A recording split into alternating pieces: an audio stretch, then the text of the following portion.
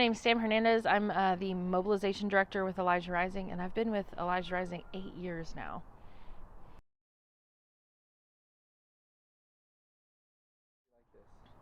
I think the biggest challenge working in ministry like this is myself, coming against my own misconceptions of human trafficking, coming against my own, thought that maybe this is going to be easy. We're just going to come in here, we're going to help these people, and then I realized that the issue is so much more complex, that there's even ideologies and ideals of myself that I had to really combat to really come into this. I had to understand my own trauma. I had to walk alongside people and really come to terms with sharing in the cup of someone's suffering.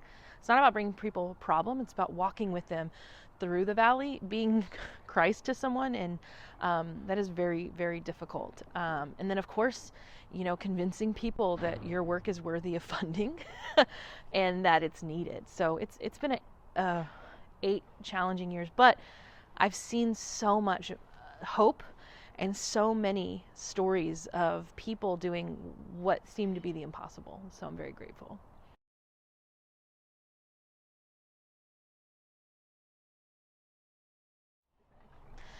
In the beginning, when I was first in it, it felt like I had to. It felt like this is who I was, and it was in my backyard, and I didn't see enough being done. And so I felt like I had to, like there was nothing else that brought me joy. There was nothing else that felt productive. So I think in some senses I chose this because I did have a calling to do this, but also, as a woman, as a person who's seen, sex abuse, I thought that, oh, this is like what I've experienced, but it's actually way different and way more. And so I just saw it as such an important need because it's an intersection of some of the most marginalized people. It crosses in with poverty, it crosses in with racism, crosses in with sexism, and all the people who've been kind of cast aside, this issue takes advantage of. And I felt like it was just what I had to do. But over the years, I've questioned it. I've thought, maybe I could just like work at the Apple store. But what keeps bringing me back is those moments where that one woman just is like, I got my kid back, or I believe in myself. I think I'm worthy of being loved. In that one moment, it's like I can last off that for 6 months. You know what I mean? I just come back to that the whole time. So that's what keeps me going, is seeing that hope and getting to be a part of that, investing in it.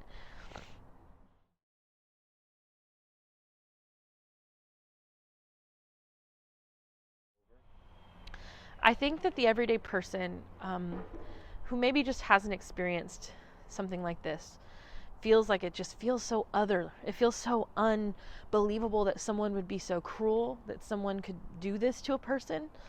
Um, and I think that the everyday person is afraid. They're afraid to see pain and what it makes them feel about their own experiences and their own pain. So I think there's a lot of disbelief and fear that makes people hesitant. But what I would encourage people is, if you feel afraid or if you feel disconnected, to know that love wins, like good prevails. And sometimes you're that prayer we're waiting for. But it does take healthy people to face this type of darkness, who are willing to look at their own brokenness and their own trauma and their own healing. One thing I always tell people is you can't invest in the healing and the restoration of another without also investing in your own healing and your own restoration. So walking in this, you grow a lot because you have to face your own trauma.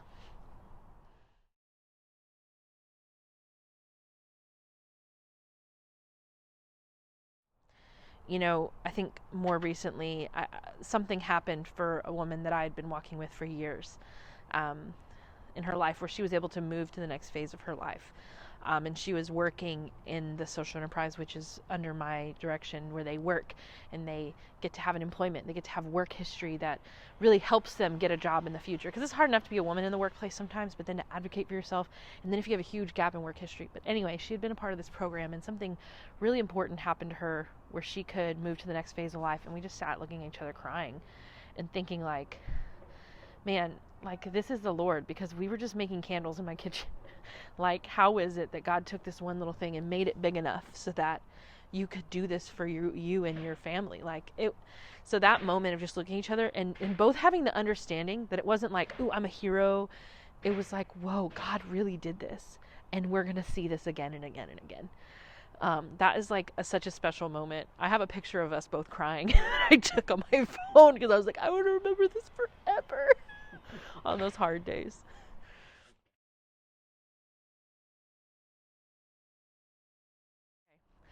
Elijah Rising Goods is a line of goods that we make here at Elijah Rising. It's part of what we call our social enterprise. So one thing I saw and what we saw was that women who had gotten help that they needed, they were out of the life, they were not being trafficked anymore, but then tried to go find jobs. The only thing that were available was like kind of entry-level customer service type jobs, which are not trauma-informed areas. But because they had no work history and no resume, it was almost impossible to find another type of employment. So what we do is we make candles, soaps, and home goods so that women have a work history as well as a job skill training program while they're in our program, and they get to make money and save for that first apartment, that first car down payment. It is so important that they have something that feels like they're able to pour themselves into, and it's creative, it's a wonderful environment, and it's like a sisterhood of women that like work together, that make amazing things, and we sell it across the country. People ship pallets of our good all the way to Atlanta or all the way to Indianapolis. So we're really proud of what we make. And so the Elijah Rising Goods is an easy way for people to plug in, to buy something that they would use anyway, but it goes towards something that's so special, believing in her future.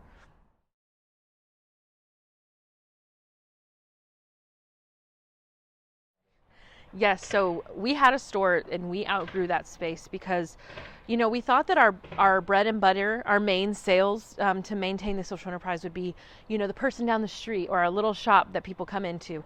What we realized is that being a wholesale manufacturer to stores across the country was going to get us a quicker income and be able to hire more women. So we started developing on a larger production scale. So we outgrew our little shop. And so we bought this building as a place to develop solutions for human trafficking survivors. So we will have a full manufacturing floor in here that makes our goods, that has a lift gate that ships them out on pallets, and then we'll also have a space where people can come see our goods and purchase, as well as a small event space. And then upstairs we have offices where we'll house counseling and services for women that are in our program. So we were so blessed to be able to be given the space next door. So now we're developing this historic building to make it a beautiful center for the community for solutions for this issue.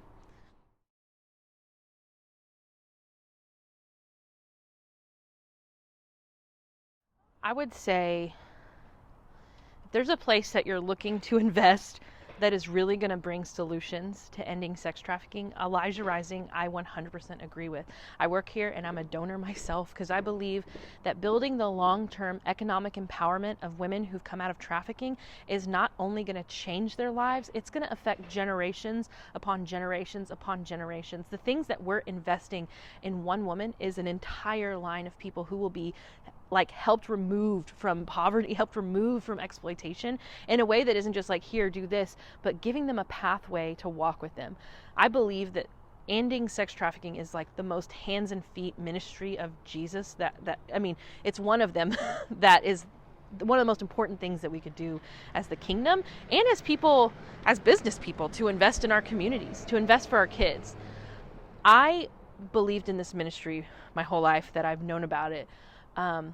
But 2 years ago I had a daughter, and it really changed how I felt about this because I want her to not only feel empowered, but I want her to feel like her and I are a part of something that empowers other women and encourages other women. And so when I thought about how loved my daughter was by me, I thought every woman and every man and every child deserves to know that they're loved that much, that they're celebrated that much, even when they fall, even when they've been hurt, even when they've been exploited. And I want every person who's been trafficked to know that. Not that I would create that love for them, but that it already exists, and we just give them a pathway. Elijah Rising is not the voice for the voiceless. We're listening to voices that have been ignored. And I want people to join in and listen and fight with us.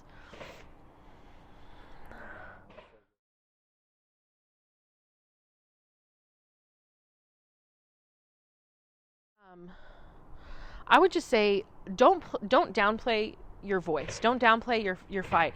Some people think that if they're just giving, that it's not that important, but Adam always shares the story of the Good Samaritan. The Good Samaritan didn't do the healing work for the person that they found beaten up, left on the side of the road. They funded their care, and it was counted as loving thy neighbor. And to give and to fund this is one of the most vital parts of what we do. And also, don't downplay your voice. It could be that you don't have, you're not looking for a tax break that you need at the end of the year, and you're just, posting on Facebook, posting on Instagram, sharing a video. Your voice is so needed. I have given 8 years of my life to this because one person wore a button at school that said end trafficking, and I asked them what that was. So you could be the person that informs the next advocate, the next leader, the next organizational director. You don't know. So use your platform and don't think that it's less than, or, people say, oh, they're just, online social justice people. They just talk about it. I'm like, well, thank God that somebody's talking about it. And, boo on anyone who puts down someone for using their voice and their platform.